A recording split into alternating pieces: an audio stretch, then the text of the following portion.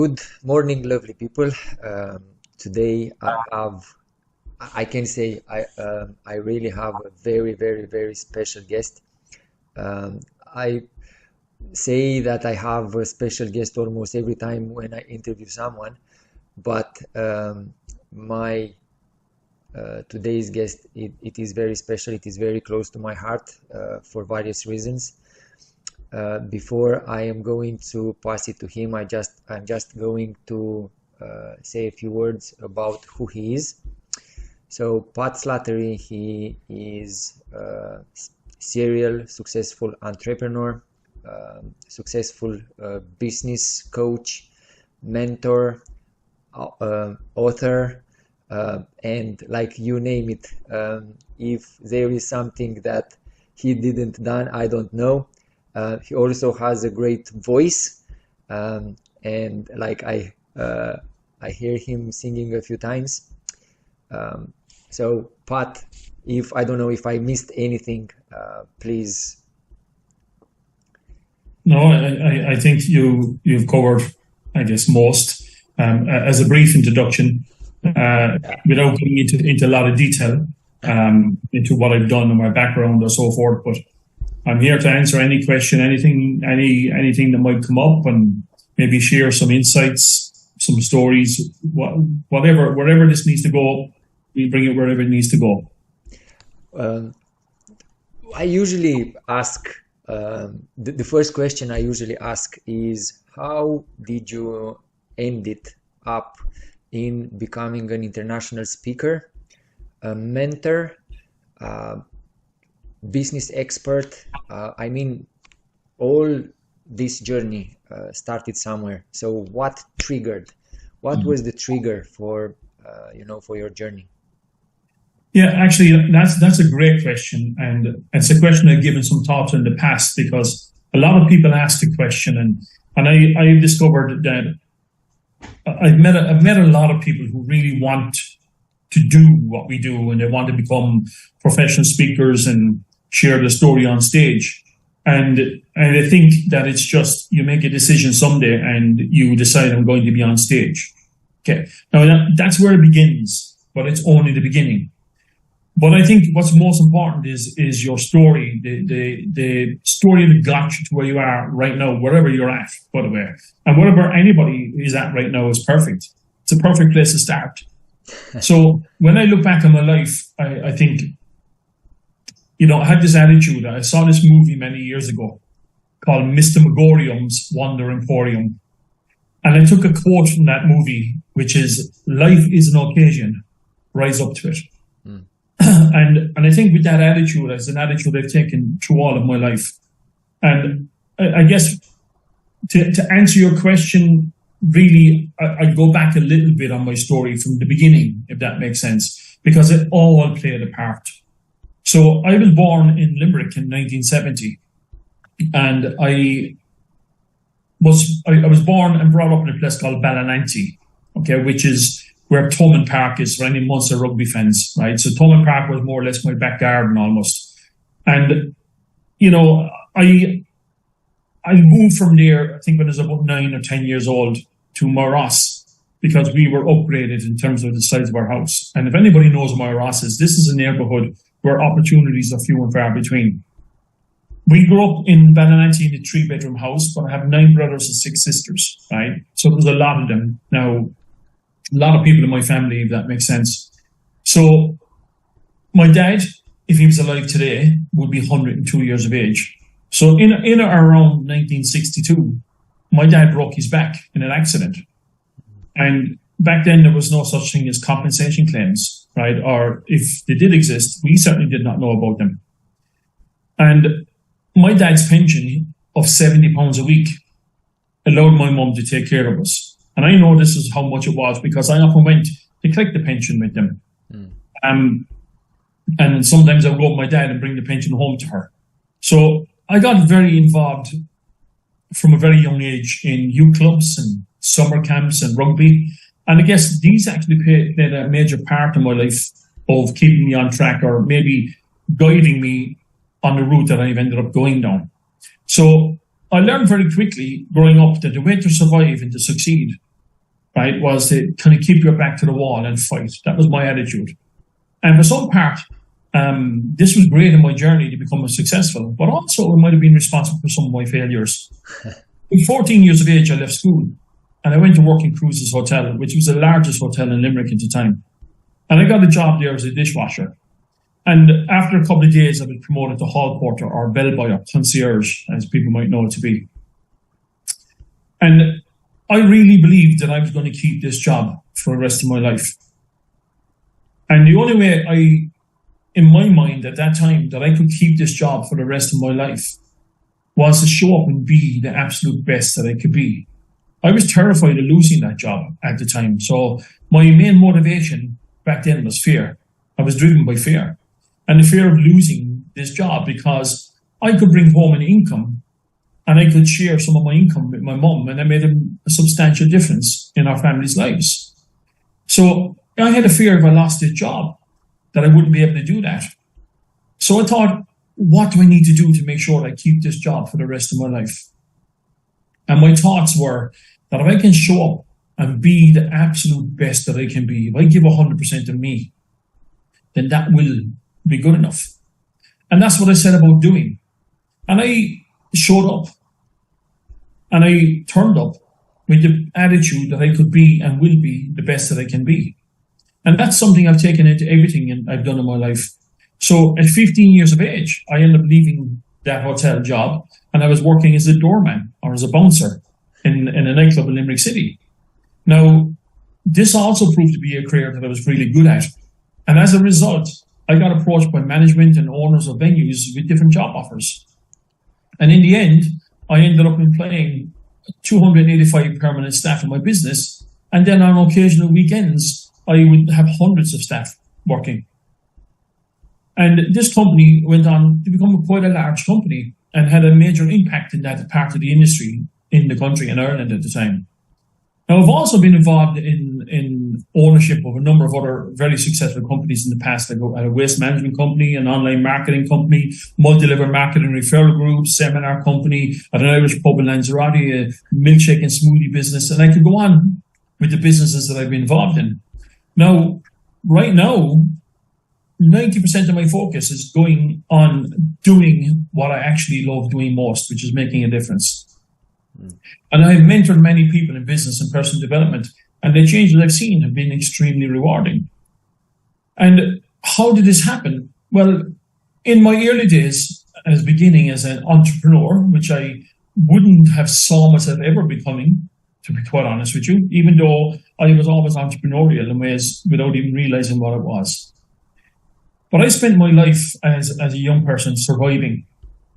And every day was about survival in the environment that I grew up in. So when I got this opportunity to work and to get more work, to me, it was just doing what you need to do on a daily basis to survive. And as I started to grow the business, I got offers of these other jobs and I couldn't take the jobs. So my next motivation was I was able to find work for my friends. The people who grew up in the environment I grew up in who couldn't get a job. So by looking at what I was doing then, I guess when I reflect back, I had a guy who was really good to me, a guy called Paddy O'Connell, right, who's passed away quite a few years now. And Paddy was the first guy. He gave me a job as a doorman when I was 15. And we became really, really, really good friends. And he became a really good confidant of mine too. And he introduced me to some people in business and business groups and so forth, and amongst a lot of other people. And I started studying these people and I started to learn what they were teaching. And I remember listening to the stories, and back then it would have been Jim Rohn and Robert Kiyosaki and, and Brian Tracy and Stephen Covey. And every time I heard their story, I thought, these people are just telling my story. And it seemed very obvious to me that the way they were doing things was just the way to do it. It was something I was doing naturally, if that makes sense. And then by becoming part of these business groups, I was gaining success quite quickly. Because, people ask me, how did you become so successful so quickly? Well, the truth is, I was failing miserably, but I didn't know. You see, nobody ever taught me about failure. So anything, all the challenges I was going through, to me, it was just another day of survival. I was just surviving another day the same way I've always survived growing up. So because nobody ever taught me about failure, I never saw myself as failing. I just saw myself as surviving and doing what needed to be done. And as I was, I guess, becoming more and more successful and growing teams of people, some people asked me to share what I was doing. And I started to share what I was doing with different groups of people. And then all of a sudden I'm being asked what I speak at different events and in front of groups of people. And I discovered I loved that too. And what I loved about it, it wasn't the egotistical side of it. No, of course, it felt good. I remember doing my first talk and walking off thinking, wow, I was brilliant, right? You know, and I was blown away by how I felt after doing it. And as a result, I thought I can do more of this. And as I studied all the mentors that I had mentioned and I participated in their courses, programs and hired them, and I started to learn more. I was learning more about me on that journey too. And I applied everything that I was taught. And I applied it with purpose. I didn't take up a program or hire a mentor or a coach just to get information. I was looking for something that was going to change my life. And I took this information and I used it to change my life. And that's how I ended up growing a business that big and understanding business. But I think more so, Bogdan, is I learned how to understand people better than I did business. And the business side of it followed. But I learned to understand how that was impacting my businesses in a positive way.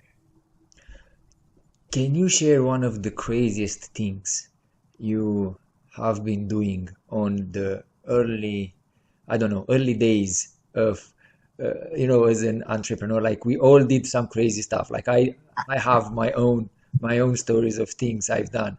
But like, to become successful, you have to do something crazy. If you are not crazy enough, you won't be successful. So what was one thing you can share? I think everything I've done was crazy, but what was okay? Well, actually, there's a couple of things coming to mind, but I could go right back to childhood, right? And as I said, maybe I was always an entrepreneur because as a kid, I used to go collecting wild plums and blackberries and I used to make jam and I used to go and try and sell them house to house, right? And then I used to go picking mushrooms. I knew all the best mushroom fields in the area. Go and picking them, and I would sell bags of mushrooms for a couple of pence to some of my neighbours. But one thing I've done, I don't know if you're familiar with crab apples, right? They're small sour ones. Yeah. I decided to collect crab apples and try and make toffee apples from them and sell them door to door. And that was my biggest failure. I realized crab apples are not good for toffee apples. But that was certainly one. But even at 12 years old, my next door neighbour started a bread round and I went to help him. And I was selling 400 slice pans a day, house to house, every day with my neighbour, right? So that was another thing I've done. But one thing, I guess some people would think it was crazy, but to me it was possibly one of the best things I ever done. I bought these tickets to go to a seminar in Manchester, a 4-day workshop. And at that time, I paid for one ticket, which probably would have been, for an average person, a full year's wages. Wow. Okay. And I bought 2 tickets, one for me and one for a colleague of mine at that time. And so I paid 2 years' wages for 2 tickets for an average person. And after I bought the tickets, I went to book my flights and I had no more money left to book my flights, right? So I had to go and find a couple of pound or a couple of euro to put into the account so I booked my flights. I was going to Manchester for 4 days and my sister owned a hotel in Manchester. So I was staying in her hotel and, so I knew it was okay there because I came to this realization that I'm going for 4 days and have no money left for food. Now, people might have said, well, that was crazy because I still had a 24-hour window where I could have got a refund for those tickets. And I decided no, because I had made a decision that I'm going to go here and I'm going to absolutely commit 100% to whatever I learn, and I'm going to take it back and I'm going to use it so it has a positive impact on my life and my business. So now, as I said, my sister owned the hotel and my brother used to run the hotel and he used to cook. So he said to me, have you plans for dinner when you're there? And I said, no, not yet. He said, well, great. I'll cook for you most on the nights you're there. Right. So I said, great. My dinner's sorted and my breakfast is sorted. So I got on a flight in Shannon Airport with a stack of ham sandwiches to last me for 4 days for lunch. And that was, I guess, was crazy. It was a chance that I took. And I remember thinking about it. Am I doing the right thing? And in that same moment, a conversation I had with Brian Tracy came to mind. And he said to me, maybe 30 years ago now, he said, remember this, Pat, one good investment is worth a lifetime of work. And to me, that was an investment. And also, he talks about the laws of probability. He said, if you keep trying, if you keep showing up, and you keep trying more and more things, but the law of probability states that if you keep trying, you will probably find that one thing that will work for you. And that was my intention going there. I was going to find something that I could apply. And it was the 7 habits. So if anyone has read the book, The 7 Habits of Highly Effective People, it was a 4-day program on the 7 habits that I went to participate in Manchester. And it did. I can tell you, it had a profound impact on me. And I applied what I learned there very quickly. Now, of course, a week later, I was okay, right? Because we were still running the business and I found some more money that was owed to me, brought the money in and everything else. But in that moment, there was a sense of panic momentarily. And I could have stopped. I could have made a decision and I could have backed away. And then where would I be today? You know, so that was probably one of the craziest things I've done. I've goodness me, I could tell you, I have lots of stories that I could tell you were crazy, right? Or things that I've chanced. And I mean, even as a young doorman, some of the places I worked on my own as a doorman was ludicrous, right? You know, but you do what you got to do. You show up. You show up and you take your chances. And I'm grateful to say I've always taken my chances. And I took them with the intention of making them work. Failure was never an option here. I'm using that quote on my personal email. So if you receive an email from me, you'll see that one of the quotes I'm using will say, failure is not an option. I don't believe in failure. I believe we are challenged, and for each challenge, if you are, let's say, I don't want to use smart enough, but if you are brave enough, you should be able to find a way out, or you should find a solution. Our brain, it's funny the way our brain works, and I know you speak a lot about reprogramming the brain and reprogramming some of the habits we have. Now, for our audience, Pat, our audience is mainly small and medium businesses. I don't know, people who just started, or who just want to get out there. What advice will you have from will you have for them in terms of, I don't know, training, mentorship? To be honest with you, I was one of the guys who didn't believe in mentorship and personal development until by a decision I've made. I went to Arizona when I've met Paul Mahoney, and the only reason I went to Arizona, it was because I felt I need someone to help me to bring my business to the next level. So for the SMEs, for the business owners who have a good product and who are ready to to expand their business, to grow their business, what advice would you have for them? Okay, but firstly, you said I don't want to say smart people, okay? And because it will look that the guys who are not going to take the action will look stupid. We can say this and be respectful, right? And we are respectful to people, and to me, there are no stupid people. There are just some people who are smarter than others, right? And unfortunately, because you talked about mentorship, and most people would have that attitude that why would I pay for that? Why would I look for help? And unfortunately, when they're in that space, they can't be helped because they think they know it all anyway. And I say this respectfully.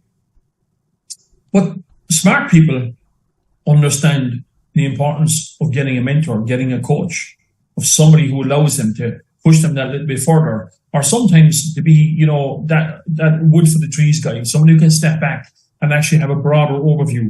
Because when you're stuck in a busy mess, right, and that's where most people are, in a busy mess, not in a business.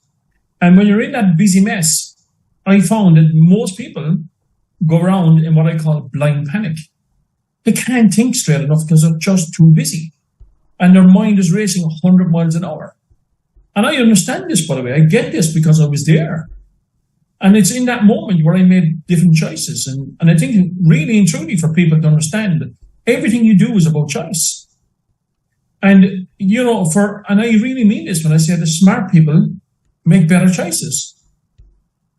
And sometimes those choices are stepping up, finding a mentor, learning more, right? Also, I have a great friend of mine, Mark Victor Hansen, one of the co-authors of Chicken Soup for the Soul. And to quote him, he says, the more you learn, the more you earn. Right? The more you learn, the more you earn. So then when we got to listen to yourself and listen to your thoughts and ask yourself, based on your thoughts, what choices are you making? Now, choice can be thought about in different ways, right? Choice allows you options or an alternative.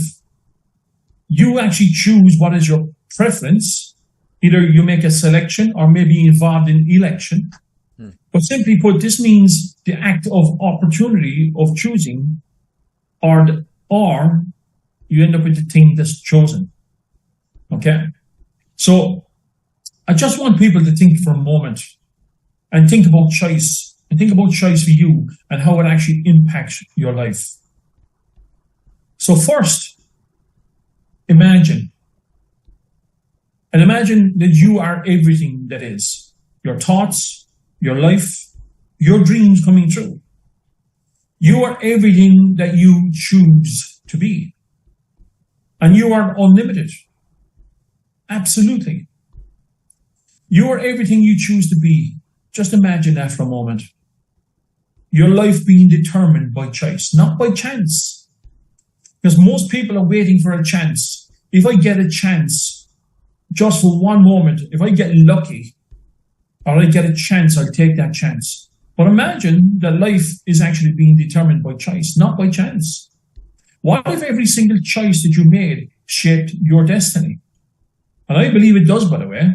I believe your choices are what actually determine your outcomes. And remember, you can absolutely choose to have everything and anything that you truly desire in life. Because you choose consequences and outcomes. Now, if you believed this to be true, would you choose more of the great stuff? Sure you would, right? Of course, yeah. Yeah, the things that make you grow, the things that make you flourish, the things that allow you to have and live a more fulfilled life. Now, what if your choice isn't life-altering? And most likely, for most people, the choice that they're going to make right now isn't going to drastically change their lives. And usually, it also isn't generally going to be of a long-term duration. People live day by day, choice by choice, thought by thought. So imagine you can enter a decision with confidence that you can revise your actions later. You can take a different course of action. You can learn from your mistakes and you can keep going. So I will say to people here, because some people overthink things. So I will say to you, by all means, weigh up and balance your options, but do act on them. Because that's your choice, to act or to not act. And as we were talking about Jim Rohn, the quote the great Jim Rohn, where he says, indecision is the thief of opportunity. Because most people can't decide because they're caught up in their busy mess and in that blind panic. Therefore, they can't think straight. And if you can't think straight, you can't do straight. So, and again, what I have discovered on this journey with people is people are hopeful. And when next week comes, or Monday, or, we're coming close to Christmas, let's get this out of the way. And then we start in the new year. Or the summer is coming, let's get that summer out of the way, get the holidays out of the way, and we start then. And I've discovered that people are actually wishing their lives away. They're wishing their lives away. And not realizing that they can actually make better choices. Because when we understand the choices you're making, when the day comes and you meet your maker, whoever that is, there are things that you will regret in life and there are things that you won't. And I can guarantee you this, you will never regret taking that chance on the choices that you made by showing up, by doing the things that you want to do. Because I remember studying, there's a journalist, Tina Ray, and she interviewed some palliative care nurses. And they come up with a concept and the idea of the top 5 regrets of the dying. And the top 5 regrets of the dying were, number 1 was, I wish I had the courage to live a life true to myself, not the life that others expected of me. That was number 1. Number 2, I wish I hadn't worked so hard. Now, when I talk about that one, people go, I just give up my job and I go and live in the jungle. No, we work smarter. You can build your empire. You can build your legacy, whatever you choose to do. But you got to choose to work smart, not work hard. The third wish was, I wish I had the courage to express my feelings, because you see, most people spend their time people pleasing, trying to please other people, instead of expressing what they want and what they feel and going after what they truly desire. Number 4 was, I wish I had stayed in touch with my friends. And usually this happens because people end up in their busy mess. They get distracted and lose touch with people that were important, that played an important part in their lives. And the last one was, I wish that I had let myself be happier. Now, this surprisingly was very common, because most of these people did not realize until the end that happiness is also a choice. It's also a choice. So when you're building your business, if you work smart, because that's what smarter people do, they work smart. They find a way, or at least what to do if they're smart. They don't go through the hardship, the years of pain of learning. They'll find somebody who's already tested that market before, who's walked the path before them, and they'll learn from them. And that is what I have done with my life. I have learned from people on a constant basis. And that has changed my life. So the question you've got to ask yourself, those who are paying attention and, listening to this interview or reading this interview, is what is your greatest regret so far? And what will you actually set out to achieve or change before you die?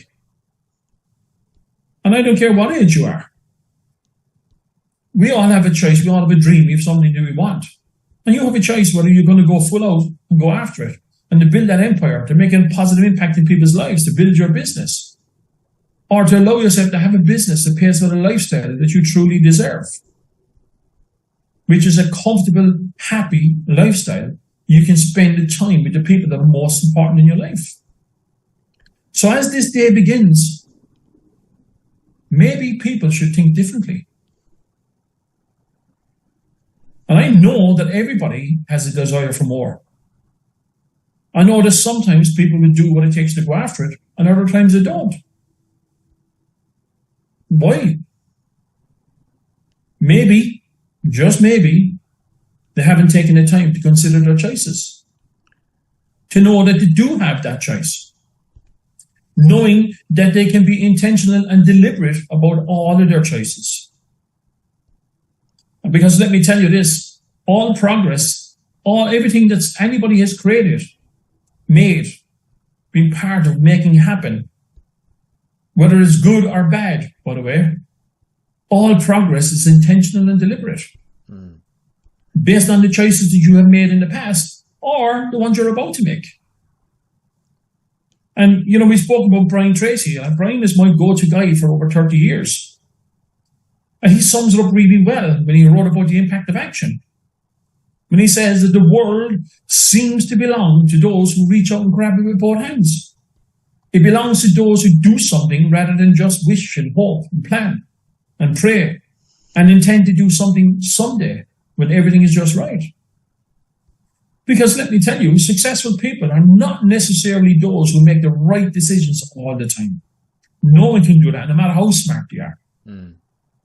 But once successful people have made a decision or a choice, they begin to move forward towards their objectives step by step, and they begin to get feedback or signals to tell them whether they're off course and when a course correction is necessary. And as they take action to move towards their goals, they continually get new information that enables them to adjust their plans in large and small ways. And they continuously make choices that serve them. So it's really important to understand that life is a series of approximations and course adjustments. So again, let me explain to you. When an airplane leaves Dublin for New York, it's actually off course 99% of the time. And this is natural, by the way, and it's normal, and it's to be expected. So the pilot makes continual course corrections, a little to the north, a little to the south, right? The pilot continually adjusts altitude and throttle. And sure enough, several hours later, the plane touches down at exactly the time predicted when it first became airborne, when it left Dublin. But the entire journey has been a process of approximations and course adjustments. So what's the big problem around making great choices and acting on them? The big problem is there are no guarantees in life. Well, everything you do, even crossing the street, by the way, is filled with uncertainty. You can never be completely sure that any action or behavior is going to bring about your desired result. There is always a risk, by the way. And of course, where there is risk, there is fear. And whatever you think about grows in your mind and your heart. Think about that. Whatever you think about grows in your mind and your heart. People who think continually about the risks involved in undertaking soon become preoccupied with the fears and doubts and anxieties that conspire to hold them back from trying in the first place. They usually make choices that do not serve them best. I know in your previous business and in this business you are very, well, let me rephrase. I know you are very successful. And how was Pat Slattery managing the shock of becoming a millionaire? I know some of the people, they always wish to become millionaires, to be successful, and then when they get there, I'm successful. What should I do now? They get scared, or and then, like, if you look at the statistics, it's very hard for some people to stay there when they get successful. They get successful and they just disappear. So for yourself, when you've become successful, when you've become a millionaire, how was Pat Slattery challenged in that way? Again, great observation, because Brian Tracy, a couple of years ago, done a webinar with me, and we discussed this in the webinar. And he said that he's discovered that most people, just when they're about to break through, as they start to become successful and they reach a certain level of success, manage their way back to their comfort zone. And for me, Bogdan, I always had a question in my head. And that question was, what next? And when we understand what next, because when I look back and I think about my life, if you like, And I think about the choices again and the challenges I may have to come across. And even becoming successful is a challenge in ways, right? Because most people don't know what to do when they get to where they're at, right? But when I ask myself what next, I think about my goals and I think about what it is that I want. And for most people, and I know for me, I worked very hard in the beginning, very hard. And I grew my business and I worked very hard on my business and I worked very hard in the business. And there comes a point in most people's lives in their business that they will have reached a point that many entrepreneurs only dream of. But then comes the question that separates the good from the great. And that question is, what next?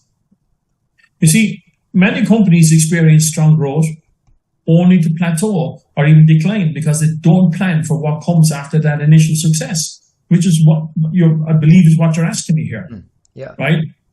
So it is easy to get caught up in the day-to-day operation and forget to think critically about the future. So what I'm saying, I want to challenge people to shift their mindset from reactive to strategic. Right? It's time to start thinking and acting with intention about where your business goes from here once you reach that stage. So how do you need to do that? Well, I believe you have to adopt a mindset of continuous growth, of strategic thinking and critical decision making. And this isn't just about the short-term wins, but this is about building something sustainable for the long run. So a piece of advice I found myself giving to one of my mastermind groups literally in the last week was actually think big. Big, but execute smart. You see, many entrepreneurs stop thinking big once they achieve some level of success. But I'm going to challenge you to continue pushing your boundaries and looking beyond your current horizon. What would your business look like if it was 10 times the size that it is? What does massive success look like? And start by answering these big questions, but temper them with smart, actionable steps. Then you got to create your long-term vision. You got to create your 5-year vision. And that isn't just based on incremental growth, but transformative change in your business or even in your industry.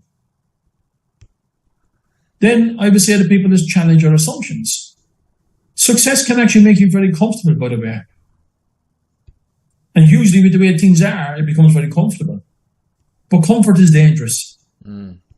So ask yourself, what assumptions are we making that might no longer be true? Is your target market evolving? Are new competitors creeping into your space? Is your current product or service still going to be relevant in 3, 4, 5 years' time? So then we have to get involved in scenario planning. You have to conduct a scenario analysis with your leadership team or with your mentors or with your peers. Lay out different possible futures, including optimistic, realistic, pessimistic scenarios, and strategize how you would respond to each of them. And if a key supplier was to go out of business, how would you adjust your supply chain? All of these things you have to start thinking about. Then you have to start exploring new markets. Growing business, by the way, is often faced with operational challenges as they start to expand. More customers, more employees, more products can create chaos if you don't have a scalable system in place. So you're going to need systems for hiring, customer service, finance, and operations that can handle 10 times load that they're currently handling. And this is what people try to do. They try to do it all themselves. They try to bring themselves to the next stage. So you have to change the way you're thinking. And then as your business grows, you're going to need leaders, not just employees. And one of the biggest mistakes that founders of companies make is they're thinking they can do it all. And what you need to understand is your role will shift. It will shift from being a hands-on operator to being a visionary leader. And to make that shift, you need to build and develop a team of people that you can trust. So your job will be to mentor those people into the positions that you want them to be in. And then you're going to need to know when to pivot or when to persevere. Because as your business grows, you will hit moments where you will need to make tough decisions about whether to continue pushing forward with strategy or to pivot to something new. So it is crucial to understand the difference between temporary setbacks and fundamental market shifts. How is Pat Slattery the leader? I know you worked and you built loads of teams. You've built teams when you were in the security business. You've built teams when you were in the marketing business. You've built a different team when you were in the pub business. Always you are building teams, and I've seen that on the daily basis of your activities. Like even on the new business, you launched the investment in properties in Spain. You are still building a team there. How do you choose the people you work with, or what is the criteria? How is Pat Slattery the leader? Okay, well, to answer that question, and without certainly sounding egotistical, I don't choose the people, they choose me. And I firmly believe that is because of what I stand for. And I'm sure not everybody believes in me, and I'm okay with that, actually. I have no issue with that whatsoever. I believe in me, and I show up, and I do what I say I will do, and I do it when I say I will do it. You see, anybody can talk a good story, and anybody can talk a good plan. But I have this belief in something we say, which is show, don't tell. Show me. Right? Do it. So what I do every day, Bogdan, is I remind myself of what I stand for. And I believe what I stand for, and I have my 14 points of culture, which I live by. And those 14 points of culture, by the way, are number one is commitment. I give myself and everything I commit to 100% until I succeed. I am committed to the vision, the mission, the culture, and success of Pat Slattery International, its current and future team, and its clients at all times. And I always recommend products and services of Pat Slattery International prior to going outside of the company. And then number two is ownership. I am truly responsible for my actions and my outcomes, and I own everything that takes place in my work and my life. I am accountable for my results, and I know that for things to change, first I must change. And then number three is integrity. I always speak the truth. What I promise is what I deliver. I only make agreements with myself and others that I'm willing and intend to keep. I communicate potential broken agreements at the first opportunity, and I clear up all broken agreements immediately. Now, number four is excellence. Good enough isn't. I always deliver products and services of outstanding quality that add value to all involved for the long term.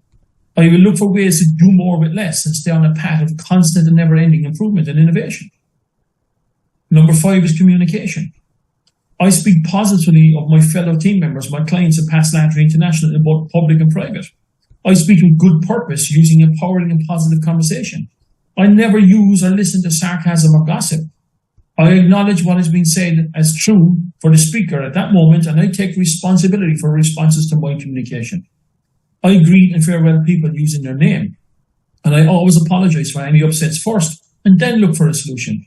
And I only ever discuss concerns in private with the person involved.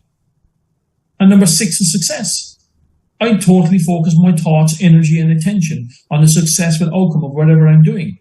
I am willing to win and allow others to win, therefore creating a win-win scenario. And at all times, I display my inner pride, prosperity, competence, and personal confidence. I am a successful person. Then education, number seven. I learn from my mistakes.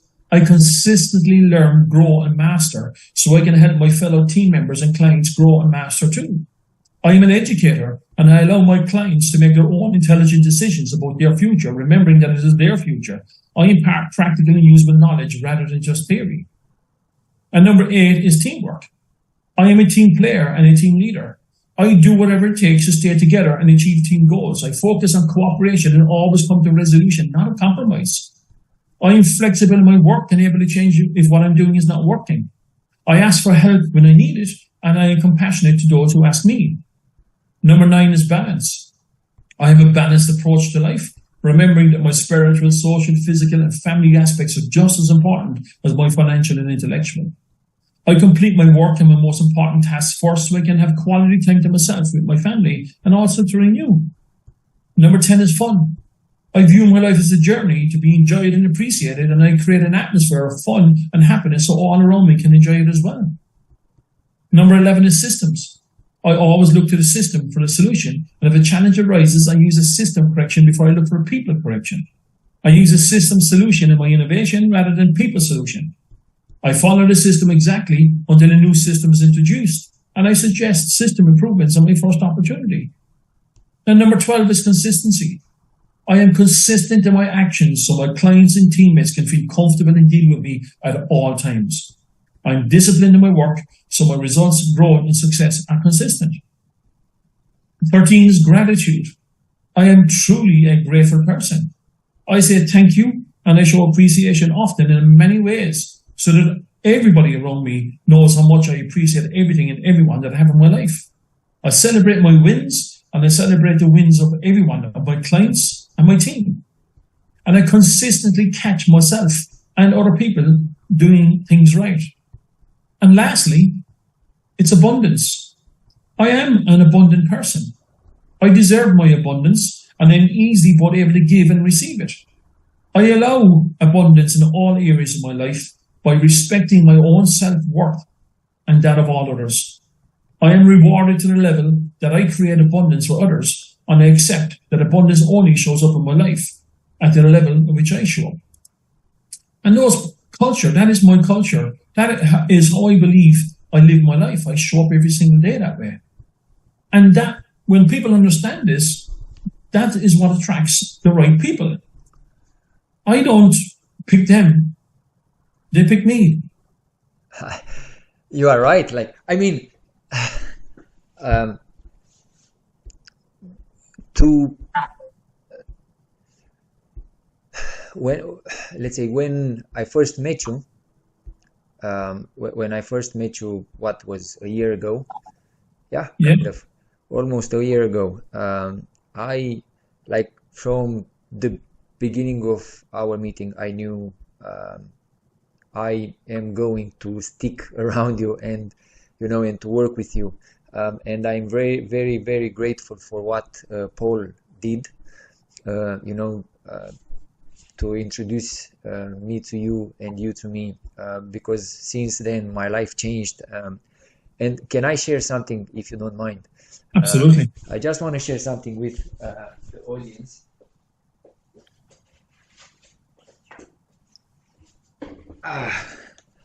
I received by post. I don't know if you can see it. You bring it in front of your chest, you'll see it. Oh, Yeah. here we go. So when I received this by post, I was challenged at the beginning because it helps you to create a habit. But what I really love about the Success Diary is one of the questions you have. Actually, it's the last one. And the last question says, what I learned from today's activity. And then the second phrase says, which activity has brought me closer to my goal? You spoke a lot about goals. And when I started my journey, I had a goal and I had a vision, and I still have it. And I already shared in one of the masterminds how you've helped me to realize how out of goal I was when you organized the networking event in Spain. So you had an exercise in Spain, and can I share that? Absolutely. Yeah. So at the exercise, we were asked to write down our initial goals. My initial goal and my overall goal is to bring YouTender, because YouTender is my baby, to become an international platform. And then WhatsWhat to follow. Now, funny enough, is the other way around. WhatsWhat goes first now, and Utender goes second. But at that moment, while I was writing down my goal, and then the next thing you asked was to write down how your perfect day would look like. My perfect day, or so I write down my perfect day, and then the next thing you asked was to compare your perfect day with how your actual day looks like. And then I realized I was so off-road, like it was like a shock I received. Now, I know you also are a very busy man. You mentor, you have your own business, you have a family, you have a lovely wife, you have your own children. How do you balance all your time? And just in addition to that, you've mentioned happiness a few times through the interview, and happiness is part of your core values. How do you balance all those activities and all, because like I don't think your daily schedule, if I'm going to look in the calendar to check your daily schedule, I don't think you have any free gaps there unless you choose to have them. So how do you manage to I don't know, to keep all the stuff under control? Okay. Well, to be truthful, if I'm busy, I'm doing something wrong. Okay, because everything I do with purpose. And today is Thursday, okay, and this is the first call that I've done today.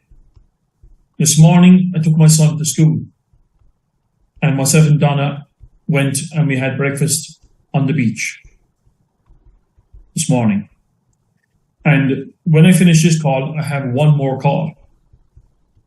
And then myself and Donna have a little bit of planning to do, a couple of things we need to look at doing. But by 2:00 today, I will have all my work done. And we will go and pick my son up from school shortly after that.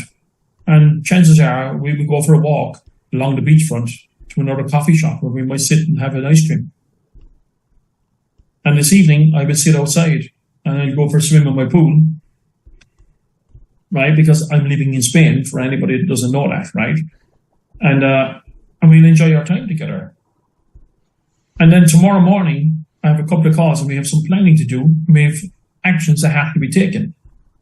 And I don't sit around and think about the action, I just get it done. And I will do the most important things first, and only the most important things. And I'm very, how can I say, precious in ways with my time. I don't waste time. So I have a lot of time to enjoy my life.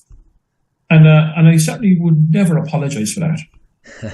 Right? Because if I'm going to give up my time with my family, there has to be a purpose to it.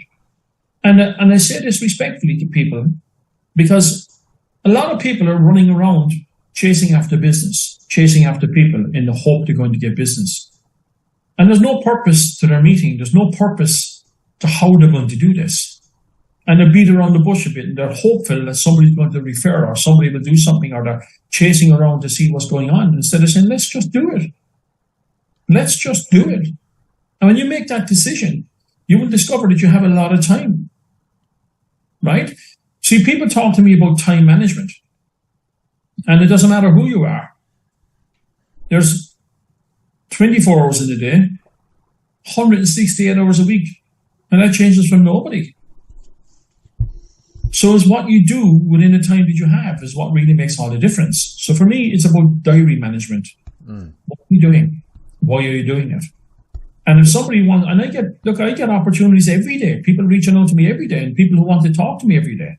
And I'm not opposed to talking to anybody, by the way. I love people. But there's only so much of that I can do if I have things that need to get done first. So I will always do the most important tasks first. And then I take time, like you can see, It's there in my points of culture where I like to have fun and I like to spend time with my family. So that's always my intention, that I have that time. And by the way, that's what smart people do, right? They work and they do what they need to get done within the time that they have. Now that might frustrate some people. I say I don't have the time, and you hear me going, but you're saying you have a lot of time. And I'm saying, what I'm saying to you here is, I choose the time that I must spend with my family, the things that are important in my life. I choose that first. Then I will incorporate my business. And when I do business, I will show up with intent, 100% with intent to deliver on my promise. And when I do that, I'll go back to enjoying my life with my family. I don't have to sit there panicking about what's next and becoming busy in a busy mess. Right? So when I say I'm busy, respectfully, and I mean this respectfully, I allocate time in my calendar for meetings, for business, for mentoring, for learning, and I fill that calendar with that. So that's why when we had a conversation, you said about when can we do this? And we come up with a time that works, because it works perfectly in my calendar. If it didn't, we'd be doing it on a different day. Right? And I say this is why we chose 11 o'clock, because I had in my calendar this morning that I was going to the beach. Right? I was going to relax and have a nice coffee and a lovely omelette for breakfast, sitting right at the edge of the beach. That was my choice. Right? And yet I'm here. We can still do this at 11 p.m. or 10 p.m. whatever. What time is it in Ireland? It's 11 now. Right? Yeah. So at 10 p.m. this morning, which is 10 a.m., which is 11 a.m. here. It's an easy choice. What advice will you give to someone who starts his journey, who is just at the beginning? He doesn't know. He had an idea. He started the business. He is at the beginning of their journey. What advice would you give them? Okay. Well, firstly, I would say be patiently persistent. And when people come with ideas, this is what I've discovered, and I'm 30 years now at this, and I've spoken in front of tens of thousands of people, and mentored thousands of people. But what I've discovered, and I think it's Buddha that says, an idea that is developed and put into action is more important than an idea that exists only as an idea. So I do often ask people, especially when they're looking at getting into the world of entrepreneurism or solopreneurism or starting their own business. And most people I would ask is, have they ever had an idea? And most people go, yes. And then I go, well, have you ever had an idea that you never completed? And most people go, yes. So we discover, well, why not? Why have most people not completed those ideas? And usually it's because someone told you that it's not worth doing. And, when I ask people the question, then do they often ponder on what if? What if you follow through? And sometimes, by the way, I hear people say to others about their ideas to forget about it. Forget about it. It's not worth it. Live for now. Live for now. You might not be here tomorrow. Don't worry about it. Forget about it. Live day by day. Live in the moment. All we have is now. And this is true, by the way. However, I don't believe this is a good enough reason not to follow through on your ideas. Right? And if you had an idea that in 10 years' time, you'll have created something that you dreamed about, chances are, just so you know, there is a very high possibility that you will still be alive and in good health in 10 years' time. So I say, live now in your idea. Live now in your idea. Don't waste it. And maybe now would be a good time and it'd be a good idea to act on that idea that you have. For what is an idea? It's a thought or a suggestion as to a possible course of action. That's the definition for idea. So if you don't act on it, then it's no longer an idea. It's just a wish. And some people say about other people that they stole my idea, right? But if you never acted on it, then it isn't really your idea, it's just simply a wish. And if somebody has completed your wish that you may have had, then they simply acted on an idea that may have been your ideal. Right? And your ideal can be something regarded as perfect of its kind, or something that only exists in the imagination. And Victor Hugo says, nothing is more powerful than an idea whose time has come. Right? So, what is an idea? Ideas are thoughts. Not all thoughts are ideas, right? When you hear people say, I have an idea, and they blurt some things that make no sense whatsoever, with absolutely no thought of how to become a reality, with no action steps as to what to do, or no suggested thought of how it should happen, then it's just a thought, and it's not an idea, right? So, on the other side, if someone says, I have an idea, I want to create a program that will assist people to become the best version of themselves. Now, at this stage, it's just a thought. However, once the person adds, and this can be done by creating a step-by-step program that can be downloaded, a user-friendly app or online program, and they can follow step by step. They can follow the program, track their successes, measure how much they have achieved and what they need to do next. They'll use specific software, keep them accountable, report the journey. This is my definition of an idea. Right? This is my definition of an idea. So, for people, and I say this respectfully, if you have an idea, act on it. We don't want to just fill anyone's head with just thoughts and no substance. So I would say, don't sit and sit in your plan and do nothing about it. You got to change everything. You got to do. You got to give 100%. You got to do what you want to do in order to make that idea your reality. And sometimes some people don't know how, or I suppose most people are not what I call idea literate. Right? They don't know how to explain their ideas. They don't know how to explain their life and their business idea. But if you know how to explain, if you learn how to explain your idea, your life and your business will improve exponentially. And this is why I truly believe you should focus on thinking strategically and thinking critically. And you'll often hear me mention this, by the way. Mm-hmm. So you got to make your idea a reality. So maybe there's a couple of ways you can discover when you have an actual idea. So the first thing I would say, the idea and how it works are separate. You got to keep it that way. Otherwise, it causes confusion and it might sound like you're rambling.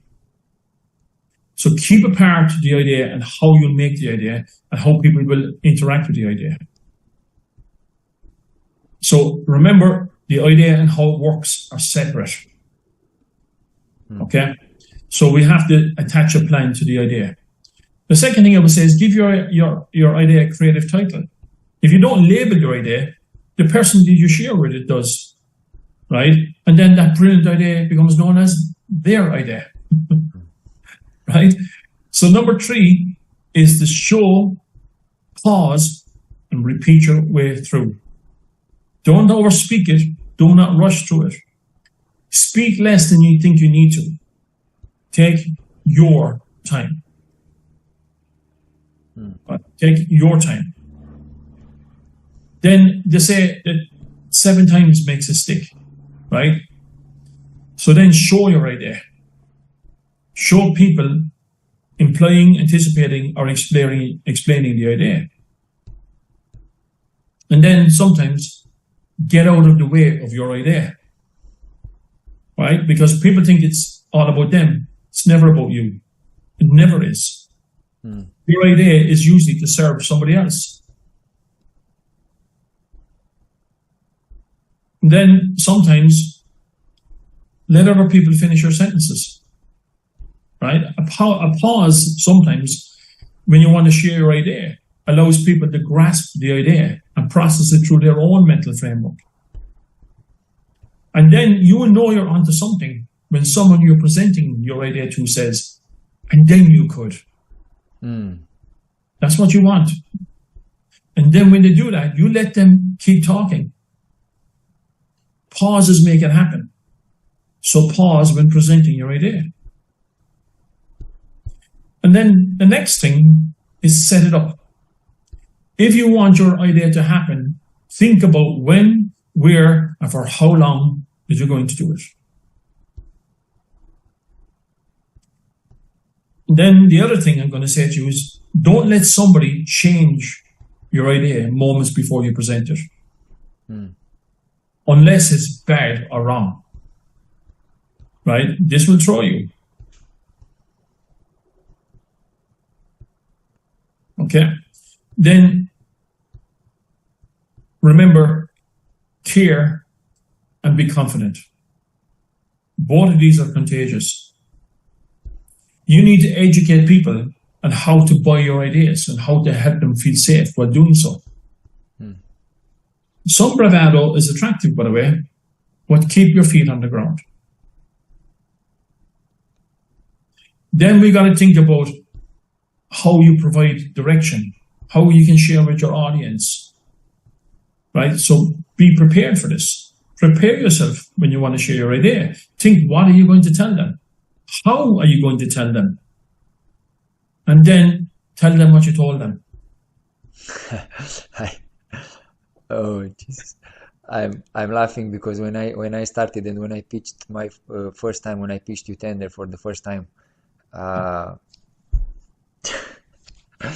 Now, going into something else, and this would be the last thing I'm going to ask for today.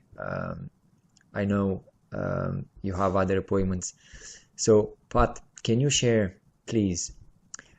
I don't know, a funny story or a funny situation you've got in your journey. It has to be something. I don't know. A funny one. A funny one, yeah. Jeez. Funny story. I'm trying to think of many. Like it depends on people's interpretation of funny, right? I've made lots of mistakes, Bogdan. I've done some silly things. I've said some silly things at the wrong time in front of the wrong people, you know, and I just kind of burst out laughing, right? And, you know, I remember often having a conversation, quite a serious conversation, and for some reason just couldn't keep serious. Now, this happens a lot with Donna, by the way, because Donna just gives me a look sometimes and I know what she's thinking. And I guess I'd be blessed too that I can keep a straight face at times. But I've had many situations, but one thing that comes to mind actually now is I had a very important meeting, and I had it in my boardroom in my office in Limerick, and there was about 10 of us sitting around the room, right? And I was sitting back in my chair and I was kind of relaxing, listening. And as I leaned back, my chair burst and broke. And I'm inside in the boardroom, and then my chair broke. I fell backwards, and I'd done a full turn, right? And then I just jumped up my feet, and I went, so now that I have your attention, right? And everybody's looking at me. What happened here? But what actually happened was, and I just burst out laughing. That was one thing that happened to me. And another thing, we were running a big networking evening, a morning, beg your pardon, and open. And we had about 55 people at this networking event. And I happened to be sitting back closer to the door. Okay. And people were doing their 60-second presentation. And I sat down and my trousers ripped. Right? And I'm sitting there thinking, what am I going to do? Because how do I stand up and present? You know? And I'm sitting there, and there's another guy who I knew sitting beside me. And I looked at him and I said, "You're now going to guess what's after happening. So I'm going to have to do my presentation here and went back to everybody, right?" And of course, I was conscious that my trousers were ripped. And then I realized he had an overcoat, right? And I said to him, "I need to borrow your overcoat leaving here today." When I picked it up and I looked at him, I realized he's a much smaller man than me. His coat wouldn't fit me. So I literally had to tie it around my waist. And I literally had to jump. I was the first to leave, get out there and get home and get changed. That was probably a funny thing. Nobody knows that, by the way. So this is the first time I've ever taken a shit. Except for Damien, the guy who was beside me. He knew about it. Yeah. Thank you. Thank you very much for your time. Thank you very much for your input, for advice. All the things you shared, they have high value for the people who are going to listen and take action. For the other people, is going to be another information they've got. I wish you, I don't know, enjoying your time in Spain. I know you already do. And I wish you to continue for as many years as possible the work you do. You've helped many people, you've helped me. And the only thing I can wish, it's all the best. Thank you, and I appreciate it, and I appreciate what you're doing too, because you are helping people, and you are making a positive impact and a positive difference in people's lives. So well done, and it's been a pleasure to be here. I've totally enjoyed it, actually. All right, guys, thank you very much for listening to or for watching our interview. As I usually say, this time I don't know who the next speaker is going to be. Well, I have someone in mind. I have to talk to her.